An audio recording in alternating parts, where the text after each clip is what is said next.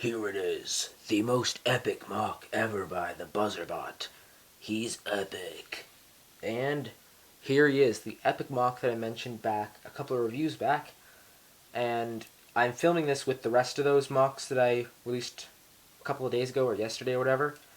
But as far as I know, I'm uploading this later than those, like a day or two later. But here he is, Von Nebula. Now, there's probably somebody guessed this, but from the silhouette, it was pretty obvious that who these spikes belong to.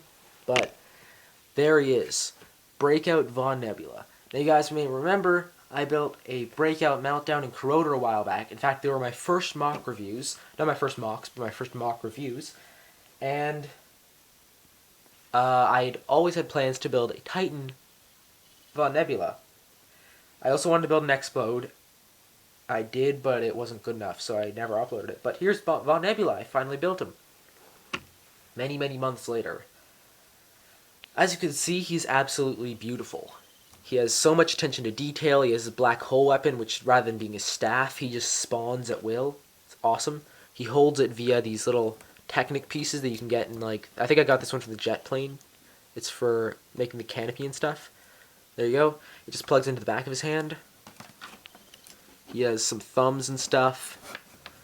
He has very, very large arms. He looks kind of empty around his crotch, but that's just the way it goes. I'm really glad to make a review of this guy because he doesn't look. The picture I took of him on DeviantArt doesn't really show off how cool he really is and how much detail he actually has.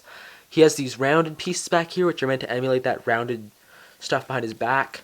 He uses Hero Factory torsos as arms, which is an idea I got from another mock that I built earlier, but you guys have never seen that. It was completed, but I never filmed it. He has more articulation than you'd think. He uses a lot of unusual designs in his upper body. His upper body, I really like the way it was done, and he actually has quite a lot of articulation. As you can see, he can do a lot of poses, and he has this Technic piece as armor there. So there's Von Nebula. He has a really big butt. I don't like the way I did the legs at all. So I hope I can rebuild the legs at some point, but I couldn't figure out any other way to do them at the time. I hope I can fix them someday, but they're just normal Firelord legs with a really, really complex method of double jointing them. So I don't like the way I did them at all. He has these hydraulic rams here, which don't do anything. They're just for detail.